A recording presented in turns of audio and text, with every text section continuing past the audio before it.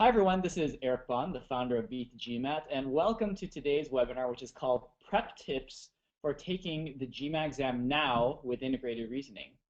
We have a very special session planned where we will be hearing information about the GMAT test directly from the source from our friends at the Graduate Management Admission Council, also known as GMAC, also known as the makers of the GMAT test. Today, two guests from GMAC will walk through a history of the GMAT exam, provide an overview of the structure and the content of the exam, including the newest integrated reasoning section, which launched in June 2012. So before we begin, I'd like to take a moment to welcome our two special guests from GMAC. First, we have on the right-hand side, Betsy McIntyre, who is the Director of Product Management at the Graduate Management Admission Council. She has been with the Council for 10 years and is currently responsible for developing and managing all official GMAT test preparation materials, as well as Essential Prep and Reflect. Before GMAC, Betsy worked for America Online, where she managed the online shopping platform, and she holds a BA from the University of California, Berkeley, as well as an MBA from Georgetown University. On the left-hand side of your screen, we have Trevor Reaske, who currently serves as the Field Marketing Coordinator at GMAC. Trevor works with educational partners to increase awareness about the GMAT exam and graduate management education.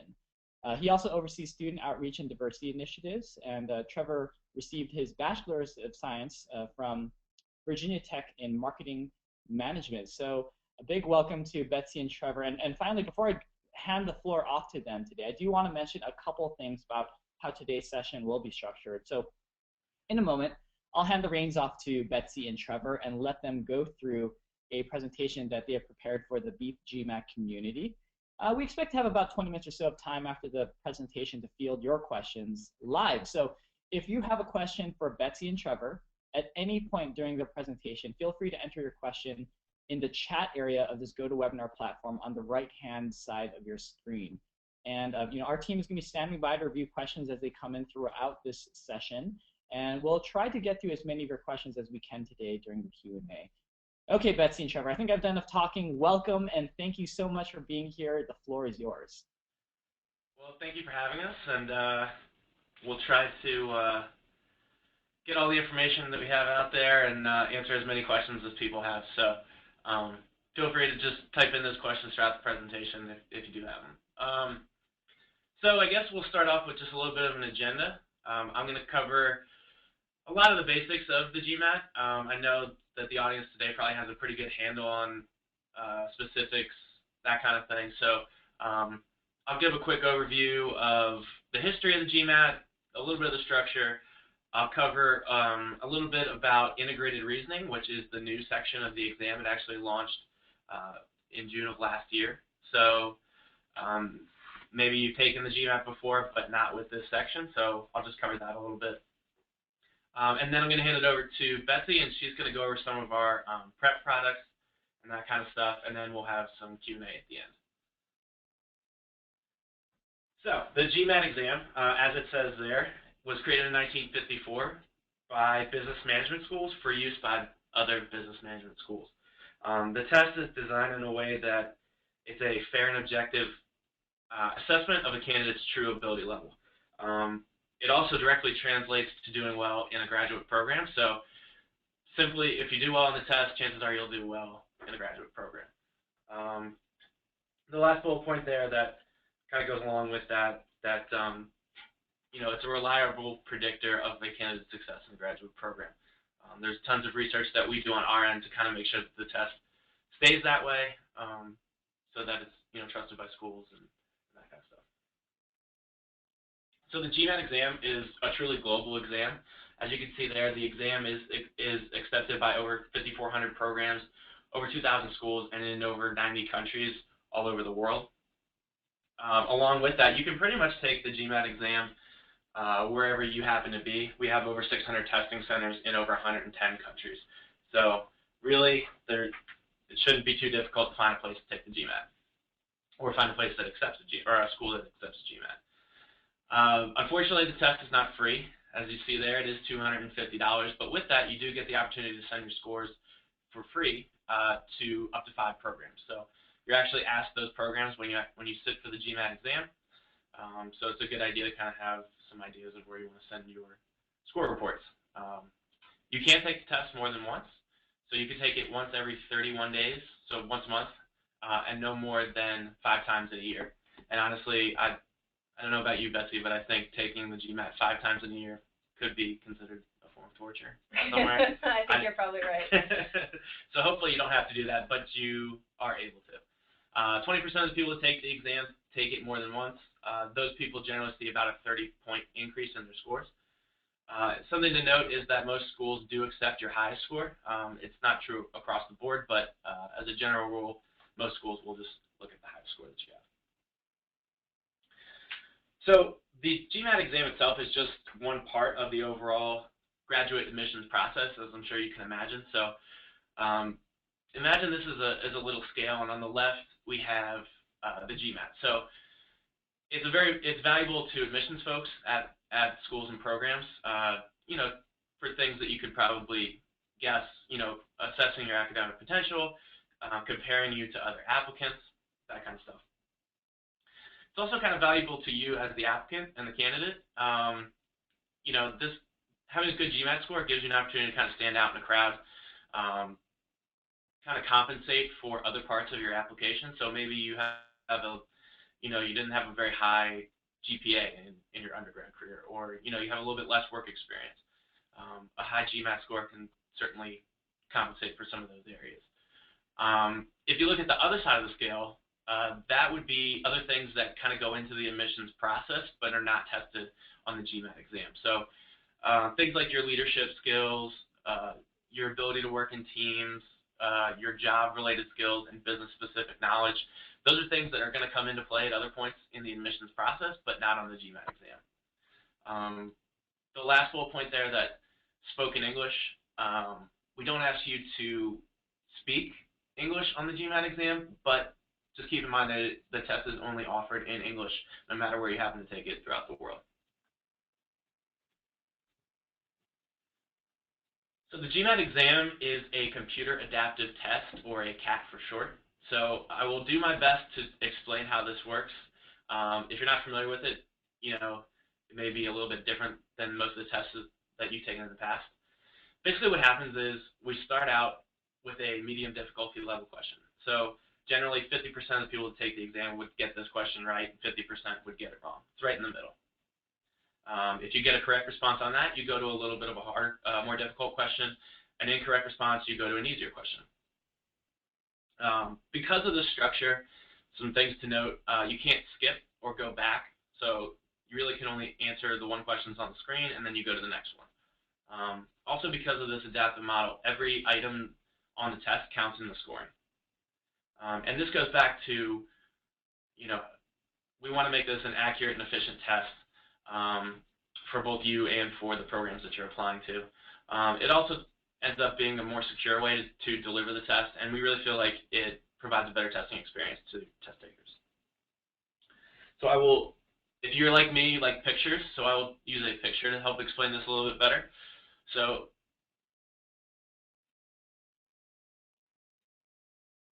imagine here on the axis here you have questions ranging from easy to hard, and that relates to your overall score here on the right. So, like I said, we start you out with a medium difficulty level question, so it's right here in the middle. And let's say you get that one wrong. So if you can see, let me see if I can do this here.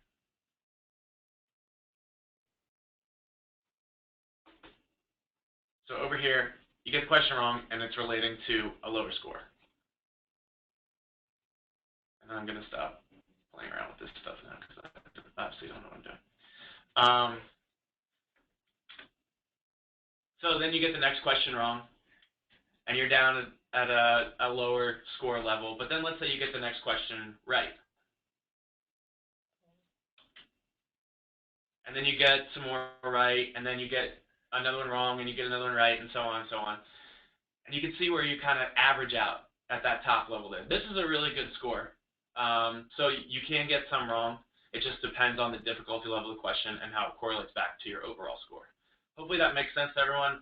If you do have a question about it, I know it's a little bit different than most tests that you've kind of done in the past, so feel free to ask questions about it, and we'll get to them at the end.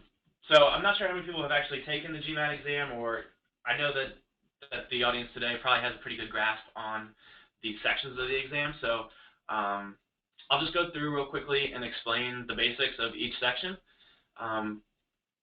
These sections are designed in a way that we're testing your higher order thinking skills.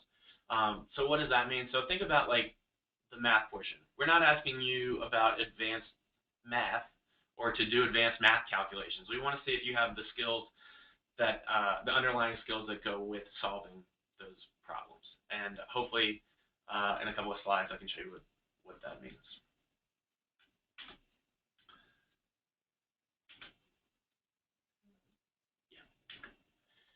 So the GMAT is set up in 4 sections. So you start out with the analytical writing assessment.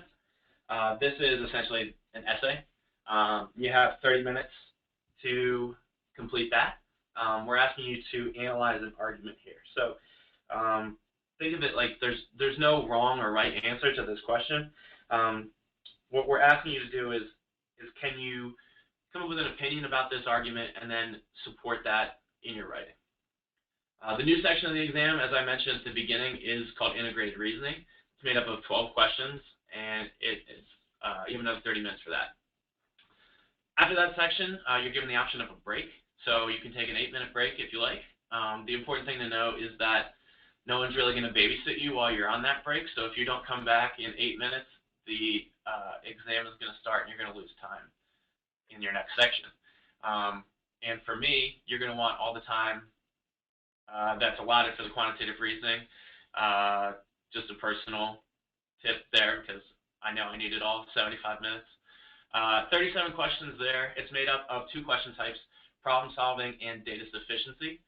Then you're given the option of another break, and you come back and you finish up with the verbal reasoning section. This is made up of reading comprehension, critical reasoning, and sentence correction questions. So I mentioned integrated reasoning at the top, and it is a newer section for us. It's not even a year old yet. So if you haven't taken if you took the exam before June of last year, this is going to be a completely new section for you. Basically what we did is we used to have 2 essays at the beginning. We dropped one of them, and we started this new section. So I'm going to try my best to explain how we got to the title of integrated reasoning and kind of what it means. So basically what we heard based on feedback from schools and people in the corporate world is they want to see, can candidates bring together a bunch of data from different sources, kind of interpret that data, convert it into something useful, and then evaluate a series of outcomes based on that data that you brought together. So that's kind of how we got to integrated reasoning, and as it says there, it was launched in June of 2012. So with the new section, there are some new question types. So there's also some different options in terms of responses. So you'll see things like pull-down menus. There are some traditional multiple choice questions. There's tables. There's essentially a true-false portion, and I'll show you some examples in a second. What's different about this section is you are actually allowed to use a calculator. It's built into the testing software, so you don't have to worry about bringing one, but that's available in this section. This section is not computer adaptive like the verbal and the quant sections. And then as you'll hopefully see in the next couple of slides, because of the way the questions are structured, no partial credit can be given. So it's an all or nothing type thing. So I'll just run through real quick a couple of examples of the question types. So this is an example of a multi-source reasoning question. And basically, if you look up at the top left there, you'll see techniques, artifacts, and budget. Those are your multiple sources that you'll use, and you can actually tab back and forth between those. And then you answer a series of yes/no questions, basically, kind of true, false on the right there, based on the information that you pull together. Another question type is table analysis. There we go. think of this kind of like an Excel spreadsheet. So it's a sortable table that you know, will bring different data points together and stuff. You'll answer a series of yes/no questions there on the right, kind of like the previous question. Graphics interpretation is not just a clever name. There will be a graphic, and you will be asked to interpret it. So as you can see, there's a graphic there. And then what you're going to do is use those drop-down menus to make each sentence correct to arrive at the correct answer. And then finally, two-part analysis. These questions will be structured this way. You'll be given some information above, and then you select one answer in each column to make or to get the correct answer. So the integrated reasoning section has its own scoring. It does not factor into your quant or verbal scores. It's its own separate score. The scoring scale is from 1 to 8. And as I mentioned before, no partial credit. So you can kind of see in the question types that there are multiple answers that make up one question, but you need to get them all right in order to get the question correct. So when you take the GMAT exam, I'm sure you expect to see a score or a score report. This is kind of what that looks like. Your scores are good for 5 years, so if you take the GMAT exam today, your score is good, just as good 5 years from now. When you do get your score report, we include percentile tables, so you can see kind of how you stack up compared to other people that take the exam. And you can also check out this information on MBA.com. So just real quickly touching on the relevance of the IR section. So as I mentioned before, we got a lot of feedback from schools and people in the corporate world that these are skills that they would like to see their applicants have. So we didn't just create a new section of the exam because we thought it was fun and challenging. As you can see by these two charts, it's definitely related to skills that are required both in a graduate program and the corporate world.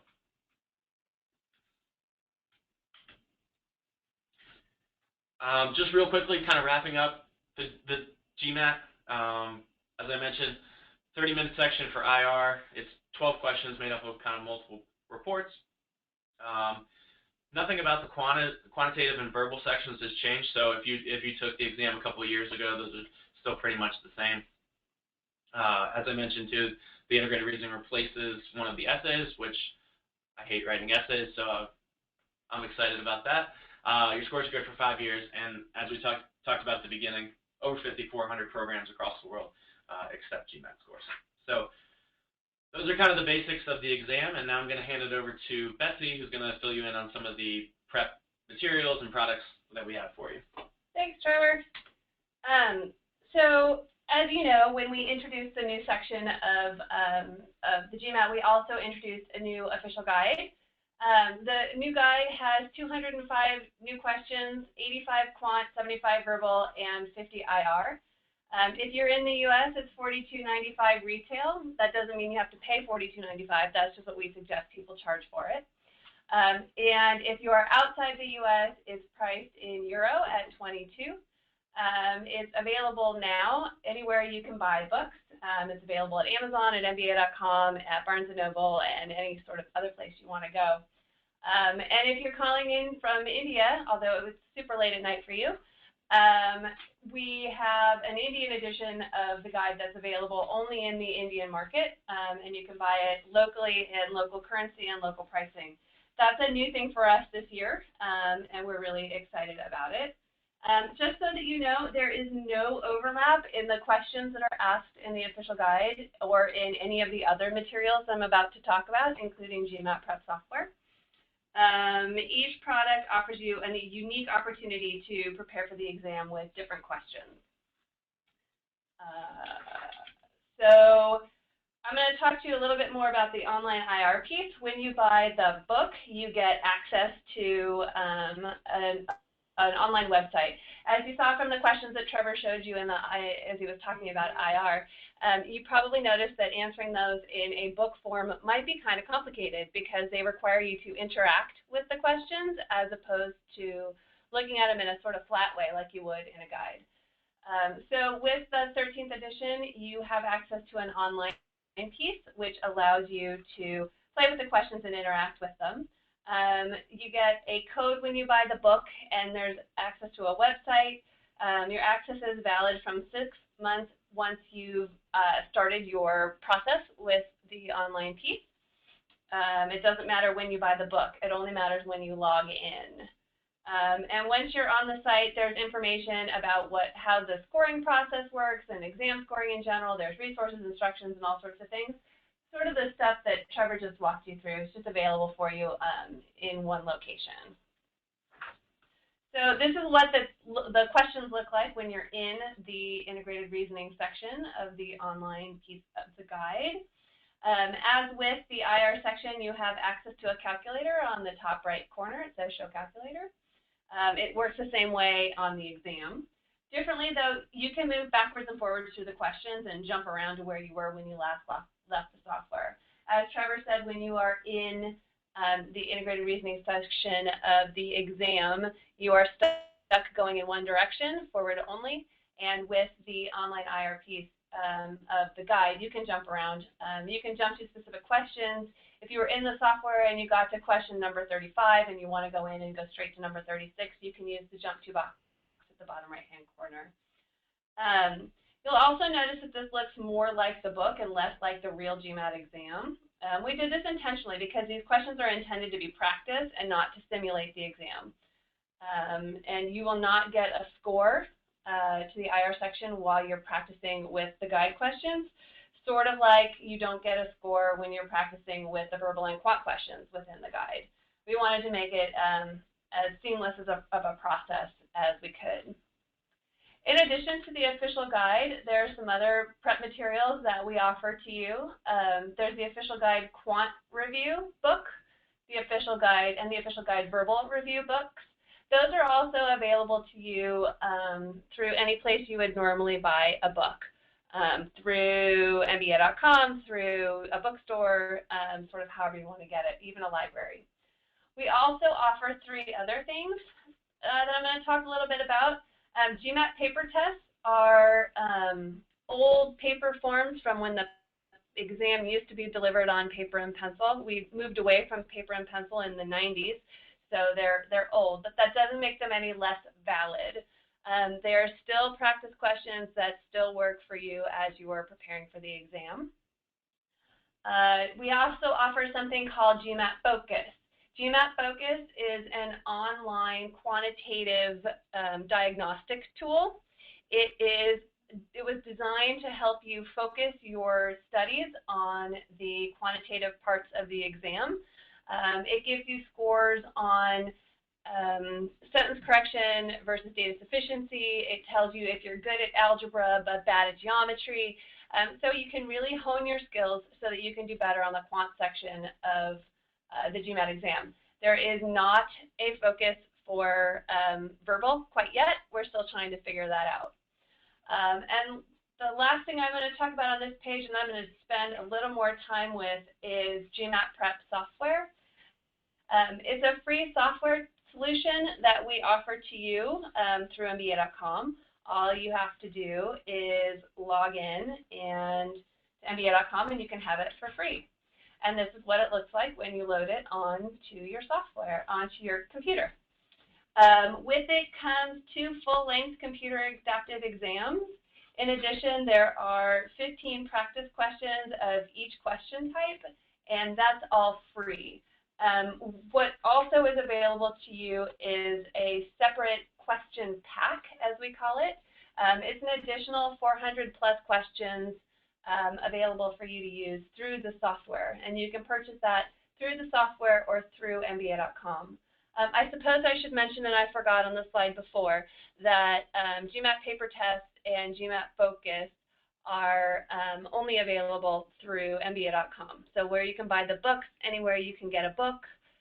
The other tools are only available to you through the store on MBA.com. Not to throw in a little plug for MBA.com, but for those of you who don't know, MBA.com is also where you go to register for the exam itself. So Once you download the GMAT Prep software, this is what it looks like when you open it up. It basically breaks down the preparation for the GMAT exam into 3 sections: prepare, practice, and improve. With prepare, you'll learn about the exam and the types of questions and how to set a schedule for preparing for the exam. The practice section shows you all of the practice questions and exams that you can look at.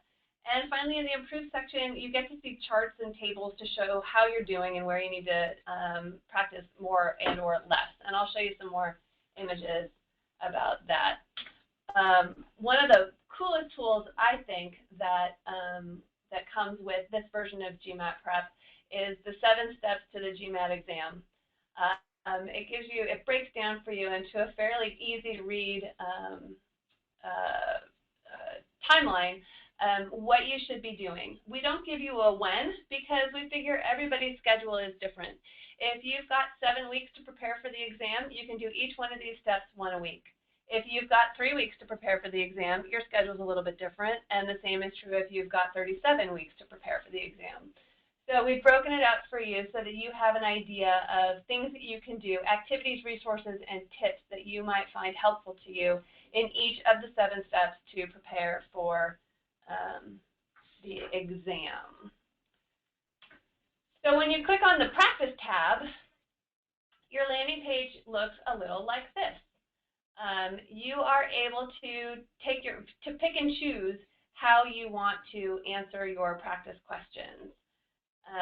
You can start by selecting a question type and focus only on problem-solving questions. You can choose that you want to work only on verbal questions, and so you can select reading comprehension, sentence correction, and critical reasoning. And then you can tell us how many you want to look at.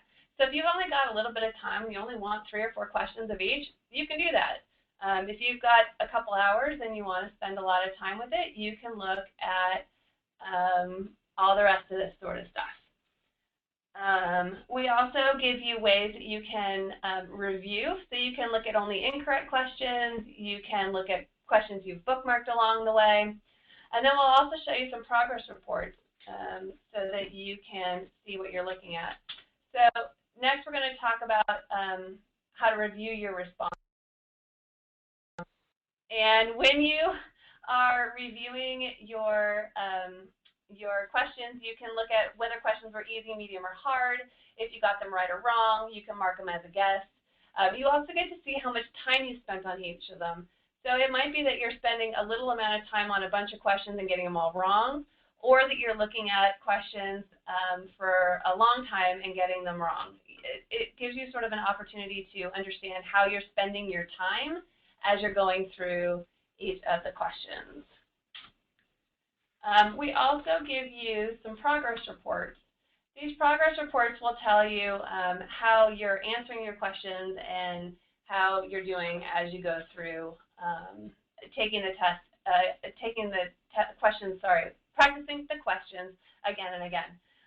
So in this case, it looks like the first time you went through, we answered 6 questions, the second time 3 questions, the third time 10, and then 1. And it gives you a little information about if the questions were easy or hard and how you did along the way. The last tool that I'm going to show you about that GMAT Prep shows you is it shows you how much time you spent on each section as you went through. So you spent 27 of the 75 minutes you were allotted on the quant section. And it also gives you an idea of how much time you spent. And again, that's a good way for you to gauge how you're going through the process. So Trevor gave you 5 things about the GMAT to remember. I'm going to give you 4 questions, 4 things to remember about preparing for the GMAT. Our recommendation to people when they ask us how to take the exam or what to do with the exam, how to prepare for the exam, is to first download GMAT Prep. Remember, it's free. And take the first practice test just to sort of set a level for yourself of expectation. If in your first one it says that you've scored, if you're scoring really high in quant and really low in verbal, it gives you an opportunity to see where you're going. Then practice, practice, practice, practice, practice. Get as much practice as you possibly can. I've told you today about a couple of tools that we have for you. There are a lot of other tools in the marketplace. Some are good, some are bad. I can't really comment on them. I can just tell you about mine. But I can tell you that the more you practice and the better understanding you have for the types of questions that are asked and the types of information that's being looked for, the better you'll do on the exam. So then, as you get closer to taking the exam itself, we suggest that you take the second practice test in GMAT Prep, because that way you'll get an idea of how your practice is doing and how you're getting closer, getting closer to the exam itself. Many of you may have noticed that you can retake those practice tests in GMAT Prep multiple times.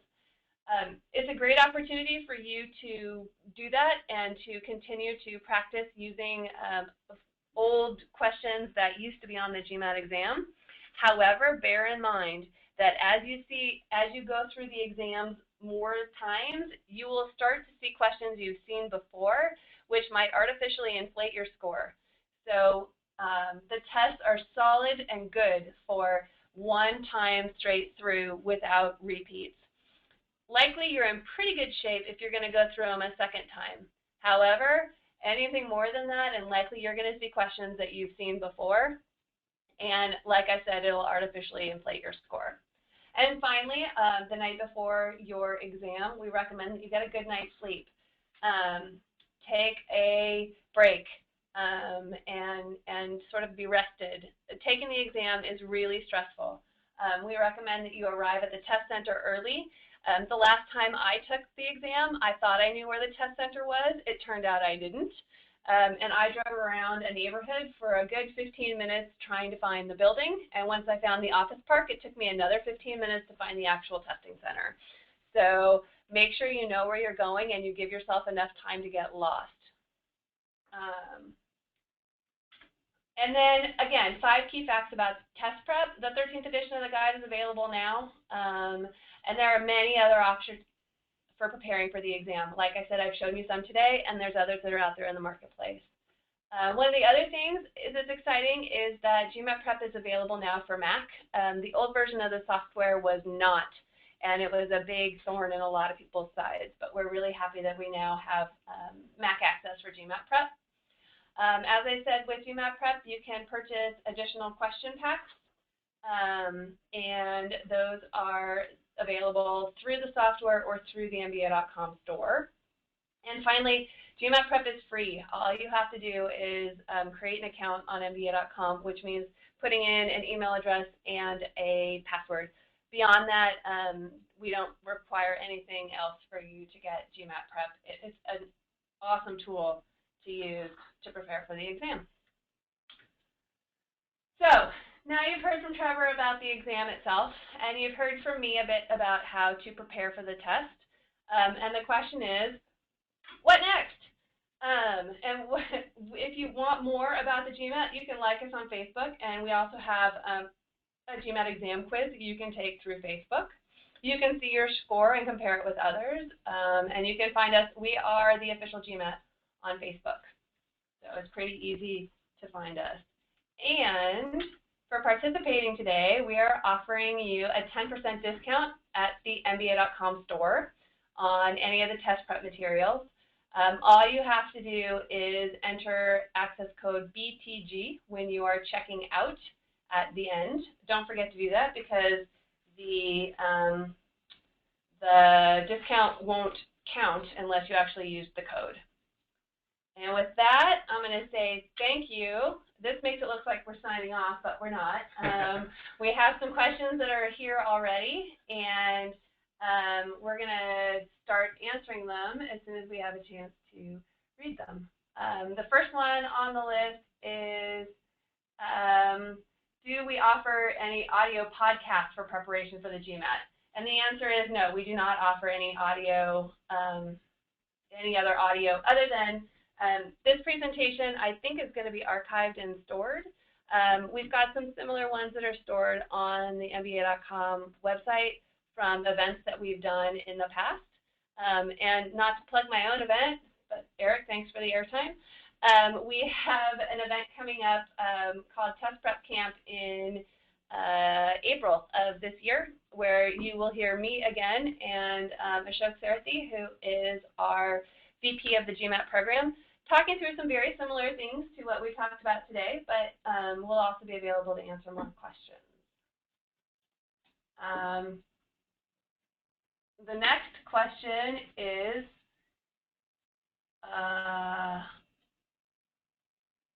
wow, I got some good ones. The next question I'm going to take is, the GMAT sections are scaled from 11 to 60 in each section, but it seems that no one scores higher than 52. What is the actual range of scores? That's a great question, and unfortunately, that is not a question that we answer publicly. We have a team of psychometricians who are back there working on some of this stuff, and basically, scores between 9 and 44 are normal on verbal, and between 7 and 50 are normal on quant. We have some flexibility in the way we're able to score the exam right now, and like I said, it takes someone with a PhD and much more education than I do to explain much more than that. So sorry for that. So the next question I'm going to take, and then I'm going to pass them over to Trevor. And the next question is, can you please convey the reason for placing the option to report scores to schools before the exam? Why can't this be made available to us after you have seen your scores? That is a fantastic question, Ankit. However, the reason why, and the answer is not one that makes a lot of sense to pretty much anybody, but the answer is that's the way we've been doing it. And we believe in a fair access to the exam for everybody in the world, as well as fair access to processes and procedures. And what that means is that because someone made that decision 60-something years ago, that's what we're all sort of stuck with now. If we changed it so that you had the opportunity to pick which scores you could share or when to share them, it would be a different process and a different way for you to manage your score reports and your scores than other people who are potentially applying to the same schools with you now, because as Trevor said earlier, scores are good for 5 years. And as a result, we are committed to ensuring that everybody has the same experience and shares the same sorts of data. So that's the reason why we are, why we limit you to sending your scores before you see them as opposed to after. Sure. So the next question I have here is, ideally for any average person, how many hours of preparation is required before taking the GMAT exam? Can you give any tips on a prep schedule? So I get this question a lot, and I hate to say that the answer is that it depends. It depends on, you know, how much time you actually have to study, your studying environment, how comfortable you are with the question types on the exam. What I would say, though, is something that Betsy touched on a little bit earlier. When you do start preparing, take that free practice exam, see where you are. You know, you may be closer to the score that you were hoping to get than you think, or you might be way off and you need some more prep time. So schedule your exam far enough in advance so that you do have plenty of time, depending on how much time you actually need. Also, give yourself some time when scheduling your exam after you take the exam in case you need to take it again. Like Betsy was saying, it's easy to get lost, your car breaks down, you're sick that day, things happen and you may want to take the exam again. So I would, build that time into your overall timeline.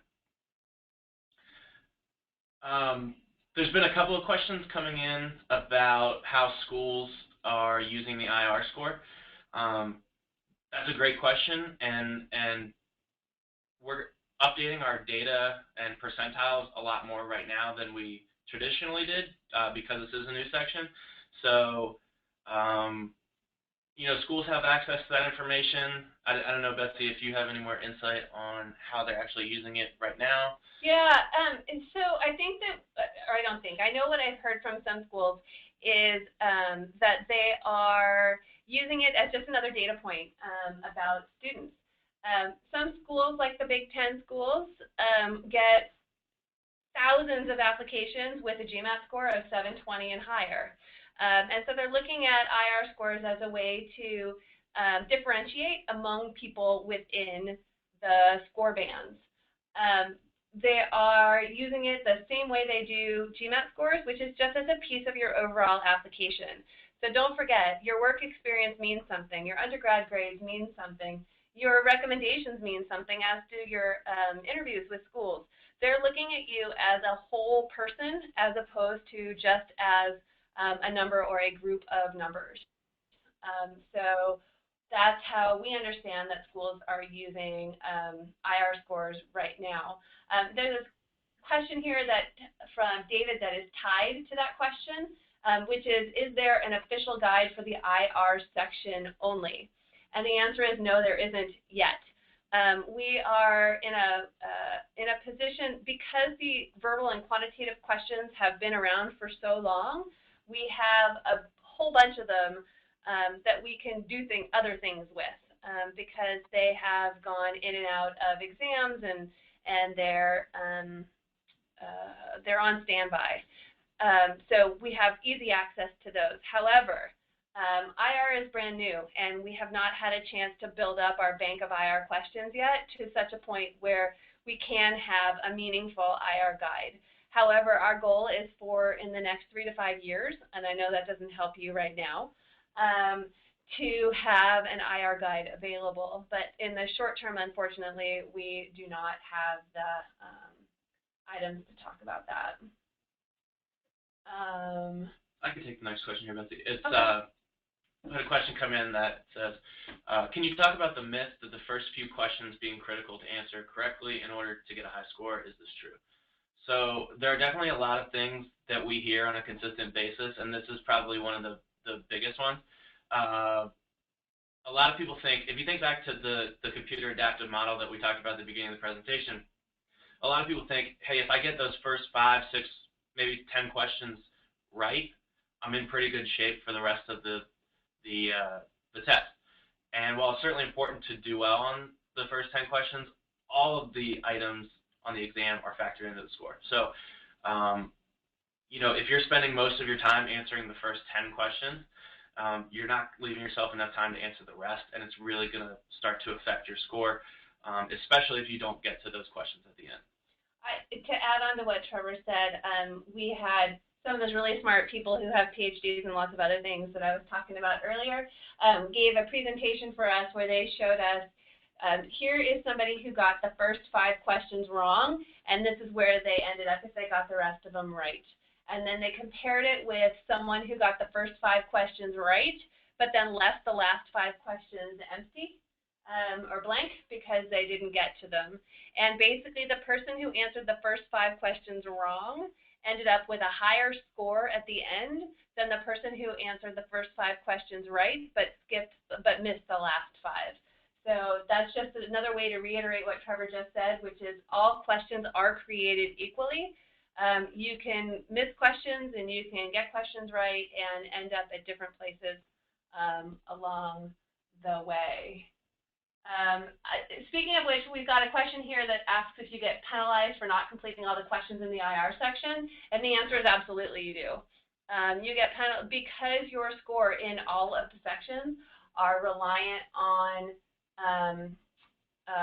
you're answering all of the questions in the section. You want to answer all of them. And then there's another question here that asks about how scores get recalibrated in terms of percentiles, and I think that warrants a minute or two talking about percentile rankings. Our percentile rankings are recalculated every year. The new rankings tables come out in July or August. I don't remember exactly which, but in the summer. And they show how you scored versus how a bunch of other people who took the test scored. And that bunch of other people are 3 calendar years worth of data. So the percentile ranking table that was released in the summer of 2012 compared your scores to people who took the exam in calendar year 2011, 2010, and 2009. The idea being that you are being compared to the people who have taken the exam most recently. So another question we get about percentiles a lot, which I wanted to address, is what does a percentile ranking mean? And what a percentile ranking means is that if you score in the 50th percentile on the GMAT exam, that means that you scored higher than 49% of the other people who took the exam in that 3-year period. It also means you scored 50% lower than everyone else or who took the exam during the course of that year. So it's a way for schools to use schools use percentile rankings as a way to compare people, not just with a score number, but you get compared to other people who have taken the exam. I hope that makes sense. It's complicated. We have another question here that asks if there's any plans to replace the other AWA essay, and the answer is no. One of the reasons why we went from 2 essays to 1 is that we did some data analysis on essay scores and found that essay scores were highly correlated. And what that means is that if you scored a 5 on analysis of an argument, most people also scored a 5 on analysis of an issue. And so because those scores were so highly correlated, our psychometricians, who are really smart statisticians, decided that there was no need to have 2 essays. In fact, 1 essay would suffice in giving scores. So that's why there are not any plans to replace the essay. Take the next one. Yeah. So there's a question here. Does GMAC report all past scores or only the last 3 GMAT scores? And I'm assuming that's referring to sending your score reports to schools. They will see all of your GMAT scores from the last 5 years. From the last 5 years. So, you know, if you have a bad exam, it's going to show up just next to your other scores. So just keep that in mind. There was also a question here: any tips for students preparing for the GMAT who have problems with timing and pacing to complete each section? I think the biggest thing there is you need to practice. It ends up being about 2 minutes per question. Obviously, you'll spend a little bit more time on some questions and less time on others, but practice as much as you can if you're worried about the timing and the pacing of the exam, because really that's the only way I can think of to get better at it. I was going to say, when I took the exam a long time ago, but when I took the exam, I was having pacing issues, and so I started taking practice questions in shorter amounts of time. Instead of 75 minutes, I tried to get myself down to first 70 minutes and then 60 minutes along the way. And so that's another way that you can sort of practice your timing. You can also rely on some of those tools in GMAT prep that I talked about a little bit ago that show you how much time you're spending on question types. You know, you might be having a problem in quant because you're spending too much time on data sufficiency questions and it's not a problem-solving question, in which case you know that you need to spend more time preparing for how to answer the data sufficiency questions. The next question we've got, which I think is really interesting, is since the GMAT is accepted by so many international programs now, any thoughts on updating the verbal section so it isn't as focused on American-style English? And I find that really interesting because the GMAT isn't actually focused on American-style English. The reading comprehension passages come from global newspapers and magazines. There are sections from the FT and from The Economist and from other newspapers outside of the U.S. So we actually have a whole team of different psychometricians, the really smart statistician people, who do a global review every year of all of the content within the GMAT test questions to ensure that we aren't referencing things that are inappropriate or no longer exist. A couple of years ago, there were questions about, and by a couple of years ago, I think it's actually probably a lot longer than I'm suggesting, about the USSR that had to be eliminated or rewritten to accommodate the fact that USSR didn't exist anymore, and there were lots of other countries that it could be instead. So that global review happens once a year of the entire question bank. So all the questions all the way along the line are reviewed and either approved or retired or moved aside for rework. Again, some of the rework is as easy as referring to countries by different names, and other rework is completely eliminated because the content is not relevant any longer. Let's see. There's a question here about paper tests, which is near and dear to my heart, so I'm going to answer that one next. The question is that we mentioned that paper tests could be a good way to practice for the GMAT. Are older GMAT questions still relevant study material, and do questions evolve over time? I just spoke a little bit about how some questions evolve over time based on content and changes. However, the only thing, nothing has changed about either of the quant types of questions over time. We still ask the same types of material and the same sorts of questions in the same sorts of ways. And if you go through some of those old questions and compare them to things in the guide or into the exam when you actually see it, they're really, really similar. The only thing that's actually changed since the time of the paper test is that the reading comprehension passages, not the questions, but the passages have gotten a little bit shorter. The passages used to be 500 words, and they're now down to 350 words. And that's really the only thing that's changed, which makes all of the questions in all of the materials we offer still relevant regardless of their age and their time. And as I said, those questions go through the same annual review that all the other questions in the live item bank do as well. I think we have time for one more question. And so I have a question here that says, can you talk a little bit more about penalties for not completing each section? Is pacing and timing a skill that business schools have asked the GMAC to test for? And the answer is no. The exam itself is not designed to measure your pacing or your timing or your ability to answer a lot of questions. Really, it's just the pacing and timing has been there and is there to ensure that everybody has the same amount of time. It's no different from taking an exam in a class where you've got a 90-minute course and you sit down to take your midterm and you've got 90 minutes to complete it. Is that a question? Is that exam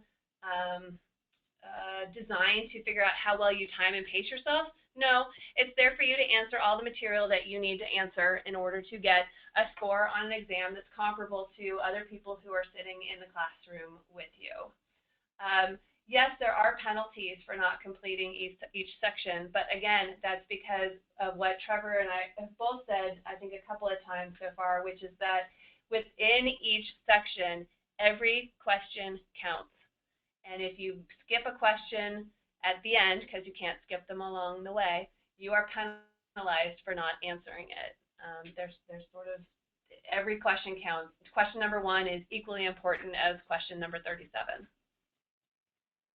And with that, I think I'm going to hand it back over to Eric. Yes, Betsy and Trevor, thank you guys so much. For folks on the audio today, if you joined us a little bit late, we've been listening to Betsy McIntyre, the Director of Product Management at GMAC, and Trevor Reaske, the Field Marketing Coordinator at GMAC, talk about their tips for preparing for the GMAT exam. We just heard a great presentation from them, as well as had a very lively and, might I say, a very tough Q&A from really, really challenging questions from our audience members, which is just simply awesome. And we heard Betsy and Trevor answer a number of your questions live. So first, just want to take a moment. Again, Betsy and Trevor, thank you guys so much for your time today and for speaking to the GMAC community. Absolutely. Thanks for having us. Yeah, thank you. Okay, and just a final note before we wrap up today, I want to encourage all of you in our audience to go to Facebook and follow the official GMAT exam Facebook page. GMAC has over 100,000 followers now, and it's a really awesome and lively community there. While you're there, be sure to click on the quiz link at the top of their Facebook page, and check out the GMAT exam quiz. It's a great experience. You'll be able to see your score and also compare it against other folks who are taking the quiz. Pretty fun experience. And as was mentioned in a previous slide, GMAC is giving a nice big gift to the Beat the GMAC community with a 10% discount code.